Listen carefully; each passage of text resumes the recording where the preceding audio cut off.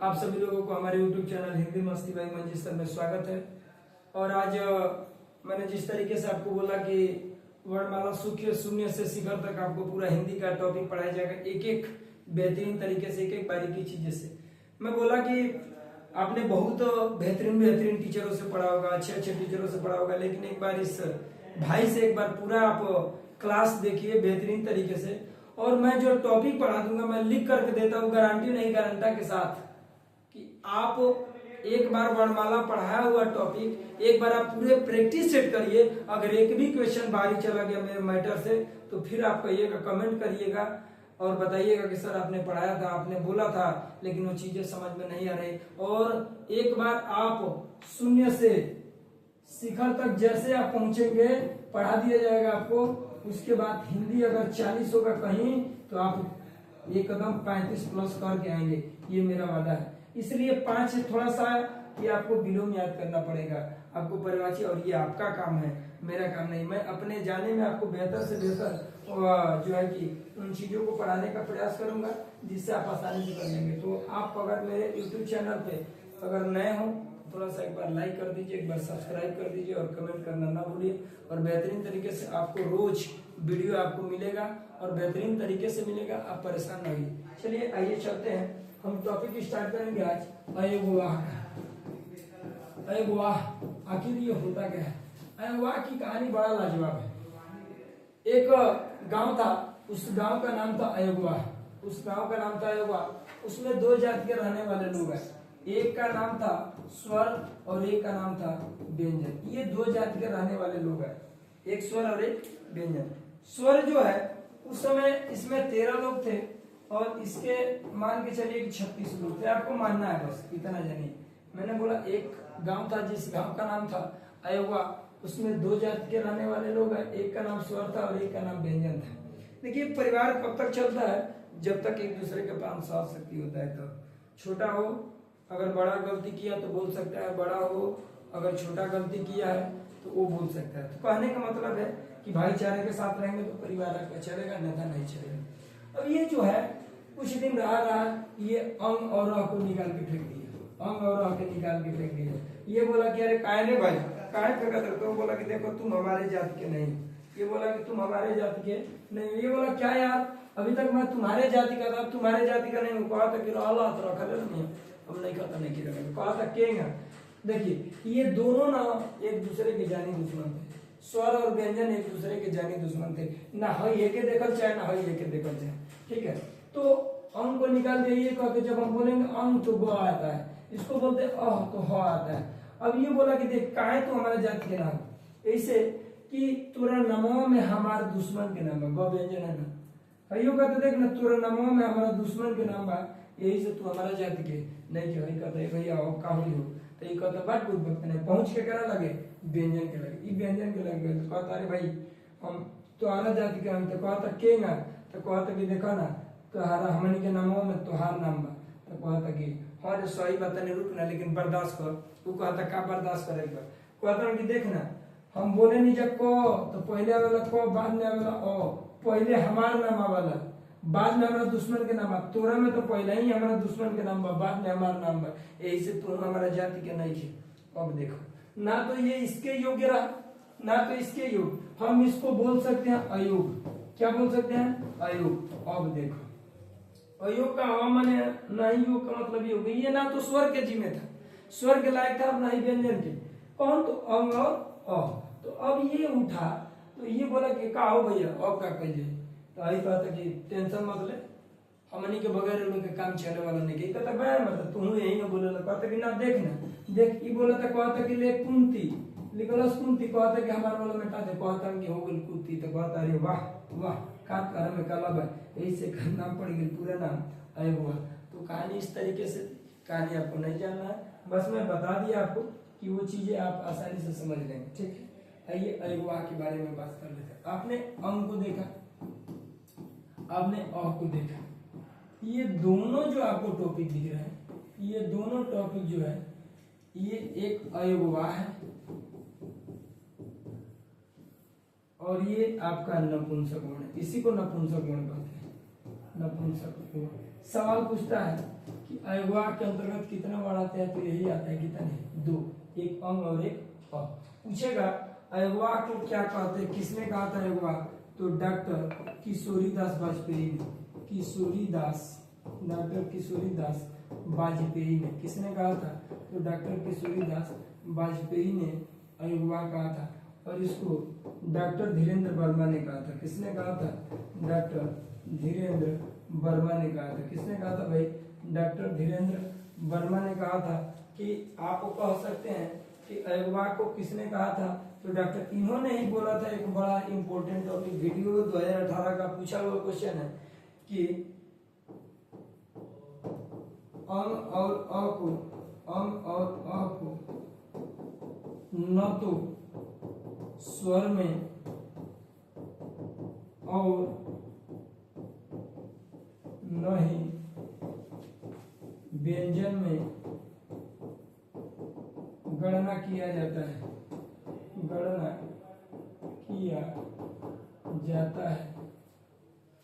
यह कथन है। ये पूछा था, यह कथन है।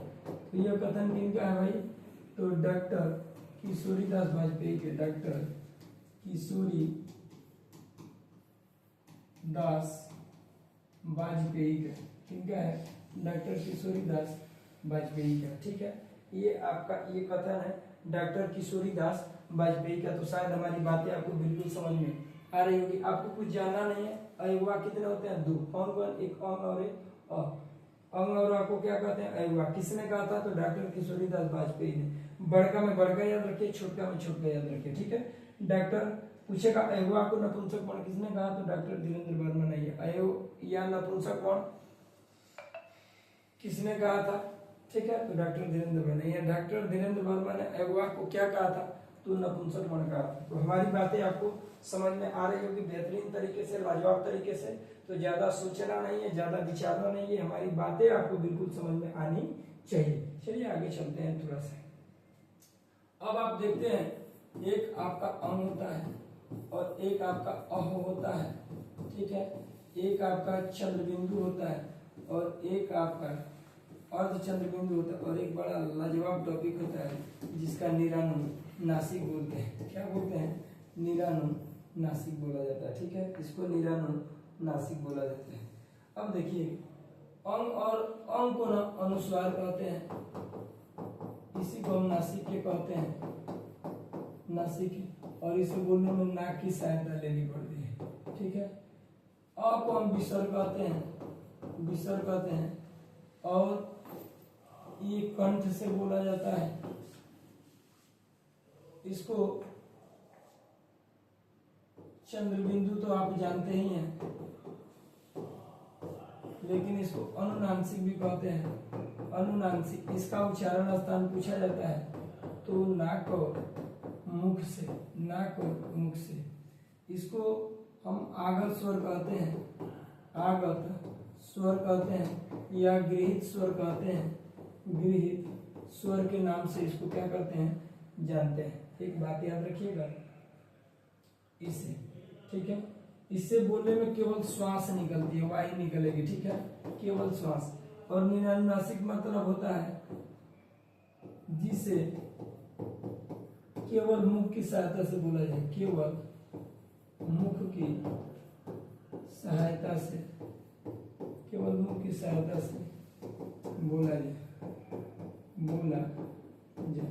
केवल मुख की सहायता से बोला जाए तो उसे क्या कहते हैं, निरानुनासिक। जैसे आप, इधर, उधर,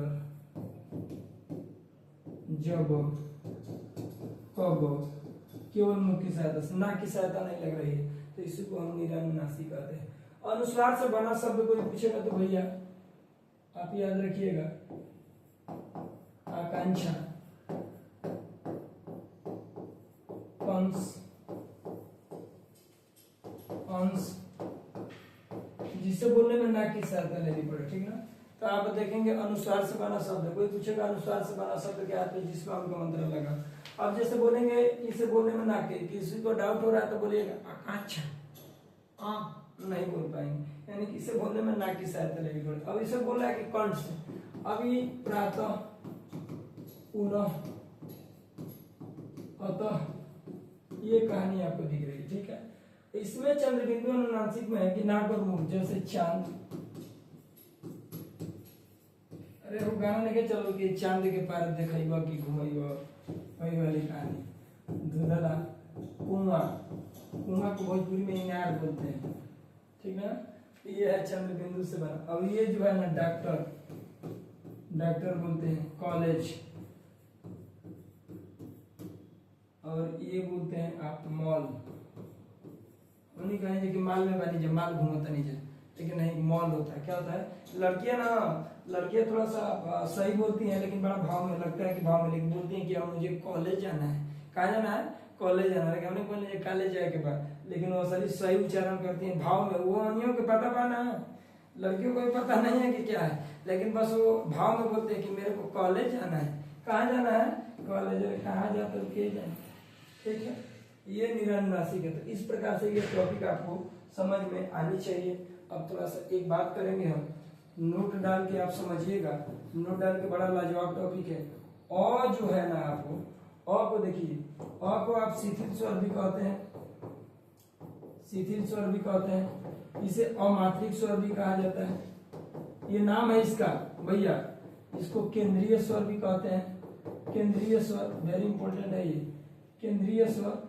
इसी को बोलते हैं न्यूट्रॉन स्वर, न्यूट्रॉन स्वर। इसी को बोलते हैं उदासीन स्वर, उदासीन स्वर, ठीक है। और इसका बड़ा इंपॉर्टेंट एक है जिसे हम शहीद स्वर भी कहते हैं। क्या कहते हैं, शहीद स्वर भी कहते हैं। तो ये हमारी बातें आपको बिल्कुल समझ में आई होगी। ये एकदम नोट कर लीजिएगा, लिख लीजिएगा। सबसे ज्यादा अगर पूछा गया क्वेश्चन है तो शहीद स्वर और केंद्रीय स्वर और उदासीन स्वर भी आपसे बहुत बार पूछा जाता है। तो शायद हमारी बातें आपको बिल्कुल समझ में आई होगी बेहतरीन तरीके से, लाजवाब तरीके से। चलिए चलते हैं आगे। आगे की कहानी इस तरीके से है कि आपने नाम सुना होगा जिसका नाम होगा प्लुत स्वर। आपने नाम सुना होगा, नाम तो सुना ही होगा, प्लुत स्वर। इसका जो है ना, इसको आप याद रखेंगे ऊम, केवल क्या ऊम। ये केवल भैया संस्कृत में प्रयोग किया जाता है। कहाँ किया जाता है, संस्कृत में प्रयोग किया जाता है, ठीक है। ये आप याद रखिएगा। अब एक बात याद रखिएगा, जिह्वा के आधार पे आप जानिएगा कि ध्वनि के आधार पर वर्णों की संख्या, कोई पूछेगा वर्णों की संख्या कितनी होती है, आप बताएंगे कि वर्णों की संख्या 10 होती है, जिसमें री को नहीं रखा गया, री को नहीं रखा गया इसलिए कि री का री उच्चारण होता है, इसका री उच्चारण होता है, जिसमें एक होता है साधारण र, जिसको ये बोलते हैं, एक होता है रेफ र, जिसको ये बोलते हैं रेफ र, ये वाला होता है। एक होता है पाइर, पाइर होता है जो कि ये क्रम में लगता है, ट्रक में लगता है, ये जो है निर्बल में लगता है, ठीक है, निर्बल में। ये जो है आपको पता है रथ में लग गया, ठीक है। इसका ये चीजें हैं तो जिसमें री को नहीं रखा गया, ठीक है। तो अगर मैं बात करूंगा ध्वनि के आधार पे, उच्चारण के आधार पे, सॉरी ध्वनि बोले हैं, ये याद रखिएगा, उच्चारण के आधार पे, ठीक ना भाई। उच्चारण, उच्चारण के आधार पर वर्णों की संख्या, सॉरी स्वरों की संख्या किसकी भाई, वर्ण में तो दोनों आ जाएंगे ना, बोला करिए आप लोग। स्वरों की संख्या 10 होती है। पहला देखिएगा, पहला अगर हम लोग बात करेंगे जिह्वा के आधार पे, यानी कि बोले तो जीभ के आधार पर, किसके आधार पे, जीभ के आधार पर अगर हम बात करेंगे ना भैया, जीभ के आधार पर, तो देखिएगा 2 प्रकार के होते हैं। पहला, सॉरी 3 प्रकार के होते हैं। एक होता है अग्रस्वर, एक होता है अग्रस्वर, दूसरा होता है मध्य स्वर, तीसरा होता है पश्च स्वर। इसमें आपको रटना ही नहीं है कोई। अग्र मैंने आगे, मध्य मैंने बीच में, और पश्च मैंने पीछे जाएगा, ठीक है। इस अग्र में आप इतना जानिएगा, इस अग्र में छोटी बड़ी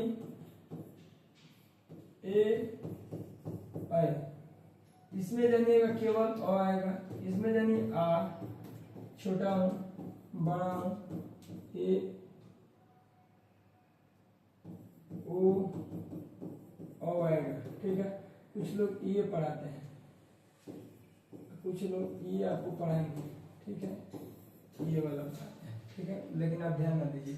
देखिए अगर मैंने कहा जीव की कहानी क्या हो, एक ऐसे बीच में टर्न दे, बस ये कहानी बस तनी मैंने आगे जाए नहीं जरूर जी तनी टर्न दे, पीछे मैंने गर्दन के पीछे ना जाइए, ठीक ना।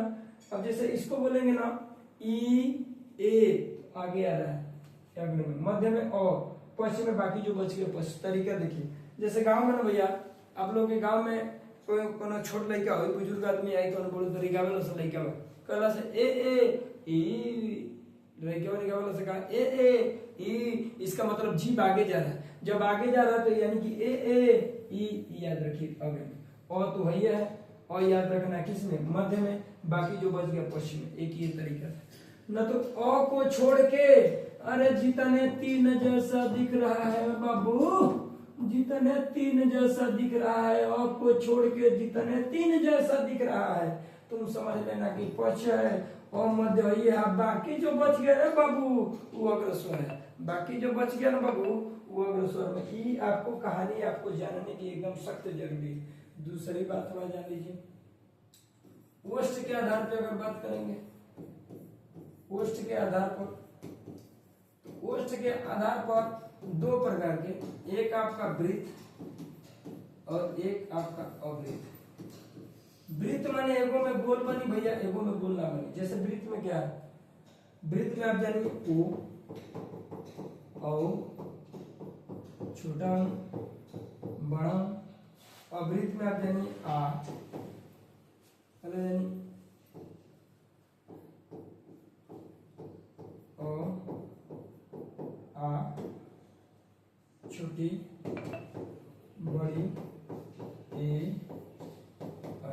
ये जानिए ओ आ छोटी बड़ी ए है। हेमे वो वृत्त वाला में बोलोगे ना होठा को बोल ओ, देखिए ना कि ओ माय गॉड, यही वाला है ओ, ये जो है कि गोल बन रहा है, तो वृत्त, और बाकी आपका हो गया क्या अवृत्त। तो शायद हमारी बातें आपको बिल्कुल समझ में आई है। तो आप एक और टॉपिक देखेंगे जिसका नाम है पढ़ेंगे हम लोग मुख के आधार पे। किसके आधार पे, मुख। थोड़ा सा इसको छाप लीजिए, फिर चर्चा करते हैं।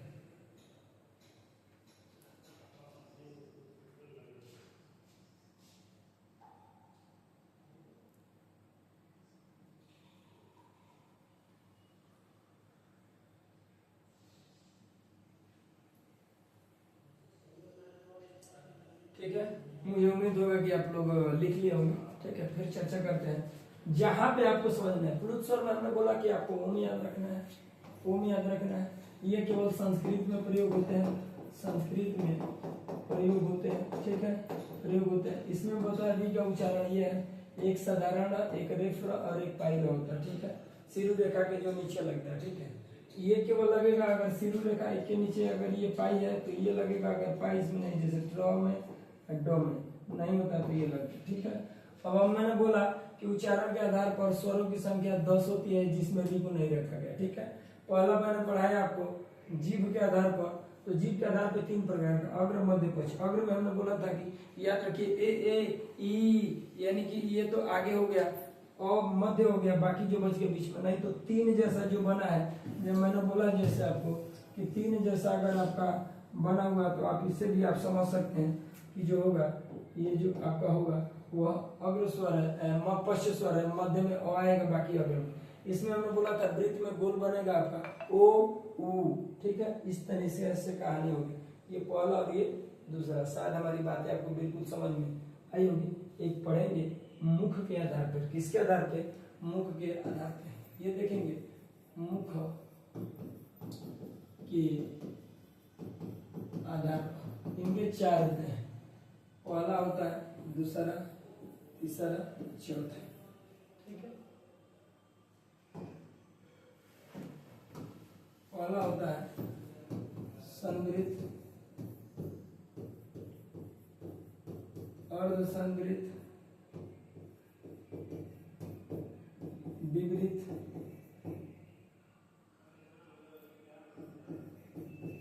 विवृत और विवृत।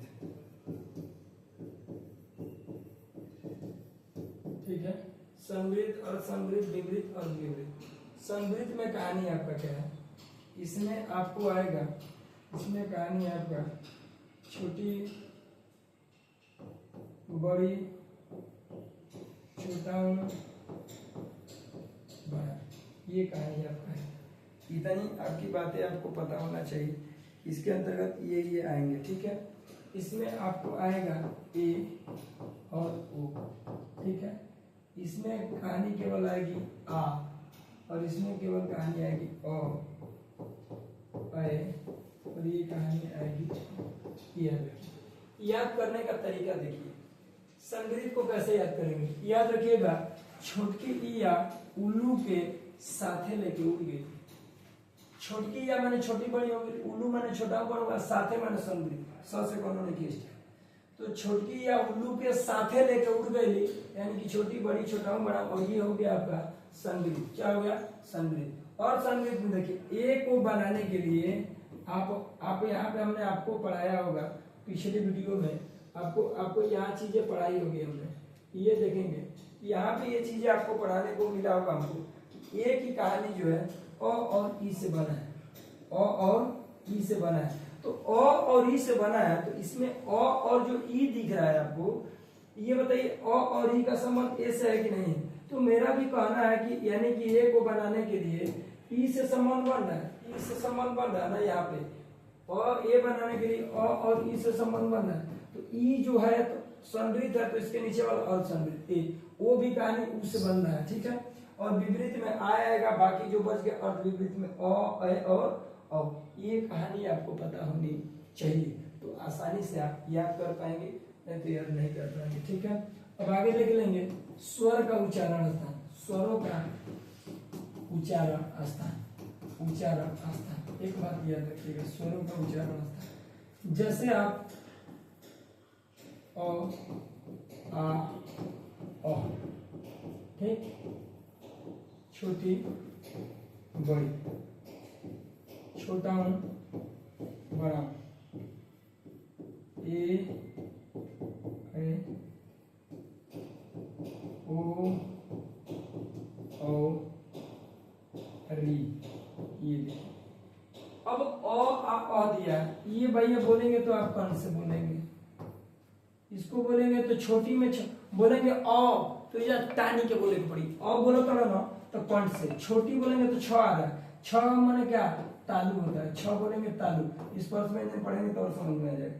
छोटा में बड़ा याद रखेंगे, ब ओष्ठ से, ये आपको कहानी होगी ओष्ठ से। ठीक है, ए आए देखेंगे अ और ई से मिलकर ए बनता है। अ जो आपको दिख रहा है कंठ है और छोटी तालु, इसलिए इसका उच्चारण हम कह सकते हैं कंठ तालु, कंठ तालु कह सकते हैं। ये जो ओ है आप देखेंगे अ धन छोटा मिलता है, ओ बनता है। और जो है कंठ से है, ठीक है, और आपका छोटा जो है ओष्ठ से, तो इसलिए कंठोष्ठ। री बोलेंगे तो दांत के पीछे मूर्धा, मुर्गा नहीं मूर्धा, या वहां पे जाके सटेगा, इसलिए इसे मूर्धा बोलेंगे। शायद हमारी बातें आपको बिल्कुल समझ में आई होगी। इस तरीके से स्वर की कहानी थी और आपको जैसे आज समझ में आया होगा। इसके बाद हम अगला टॉपिक लेके आएंगे लेक्चर 3 में, जिसका नाम होगा व्यंजन, और बेहतरीन तरीके से पढ़ेंगे, जबरदस्त तरीके से। और हमें उम्मीद है कि आपको अच्छा लगेगा, किसी प्रकार की दिक्कत नहीं होगी। तो आप सभी लोगों को मेरे तरफ से ढेर सारी शुभकामनाएं, और जल्द ही आपको मैथ भी और रीजनिंग भी और जीके जीएस भी देखने को मिल सकता है। तो आपको हमारा वीडियो अच्छा लगा होगा तो एक बार लाइक कीजिएगा, कमेंट जरूर कीजिएगा, और ज्यादा से ज्यादा शेयर करिए। और आज के क्लास के लिए आप लोग का ढेर सारी शुभकामनाएं और धन्यवाद।